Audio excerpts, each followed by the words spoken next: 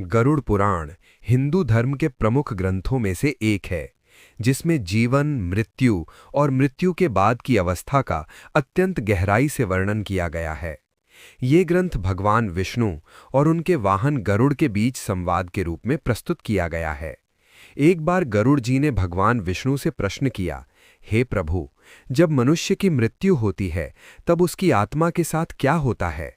वो कहाँ जाती है और किस प्रकार अपने कर्मों का फल भोगती है? इस प्रश्न के उत्तर में भगवान विष्णु ने जो रहस्य बताया, वही गरुड़ पुराण का मूल सार है। गरुड़ पुराण के अनुसार जब किसी मनुष्य की मृत्यु होती है तब उसकी आत्मा शरीर को त्याग देती है। ये आत्मा सूक्ष्म रूप में परिवर्तित हो जाती है, जिसे सामान्य आंखों से देखा नहीं जा सकता। लेकिन मृत्यु के तुरंत बाद आत्मा को शांति नहीं मिलती। पहले 13 दिनों तक वो अपने घर और परिवार के आसपास ही रहती है। इस अवधि में आत्मा अपने प्रियजनों को देखती है, उनके रोने धोने और शोक को अनुभव करती है, लेकिन उनसे संवाद नहीं कर पाती। ये अवस्था आत्मा के लिए अत्यंत पीड़ादायक होती है, क्योंकि वो अपने ही घर में होकर भी अकेली और असहाय होती है। इसी कारण हिंदू धर्म में मृत्यु के बाद 13 दिनों तक विशेष कर्मकांड किए जाते हैं, जैसे पिंडदान, तर्पण और श्राद्ध। इन कर्मों का उद्देश्य आत्मा को ऊर्जा प्रदान करना और उसकी आगे की यात्रा को सरल बनाना होता है। माना जाता है कि यदि ये विधियां श्रद्धा और नियम पूर्वक की जाएं, तो आत्मा को कष्ट कम होता है और उसे आगे बढ़ने में सहायता मिलती है। 13वें दिन के बाद आत्मा की यात्रा यमलोक की ओर आरंभ होती है। ये यात्रा अत्यंत कठिन और कष्टदायक बताई गई है। गरुड़ पुराण में उल्लेख है कि ये मार्ग लगभग 47,000 किलोमीटर लंबा होता है, जिसे आत्मा को पैदल तय करना पड़ता है। इस यात्रा के दौरान आत्मा को कई प्रकार की पीड़ाओं का सामना करना पड़ता है, जैसे तीव्र गर्मी, भयंकर प्यास, अत्यधिक भूख और कांटों से भरे रास्ते। इस कठिन मार्ग पर यमदूत आत्मा को लेकर चलते हैं। यदि व्यक्ति ने अपने जीवन में पाप किए होते हैं, तो यमदूत उसे कठोरता से पकड़कर घसीटते हुए ले जाते हैं, जिससे उसे अत्यधिक कष्ट होता है। वहीं यदि व्यक्ति ने धर्म और अच्छे कर्मों का पालन किया होता है, तो यमदूत उसके साथ सौम्य व्यवहार करते हैं और उसकी यात्रा अपेक्षाकृत सरल होती है। इस प्रकार व्यक्ति के जीवन के कर्म ही उसकी इस यात्रा के अनुभव को निर्धारित करते हैं। जब आत्मा यमलोक पहुंचती है, तब उसे यमराज के समक्ष प्रस्तुत किया जाता है। वहां चित्रगुप्त उपस्थित होते हैं, जिन्हें सभी मनुष्यों के कर्मों का लेखा-जोखा रखने का दायित्व प्राप्त है। चित्रगुप्त आत्मा के समस्त कर्मों, चाहे वे अच्छे हों या बुरे, का विस्तार से वर्णन करते हैं।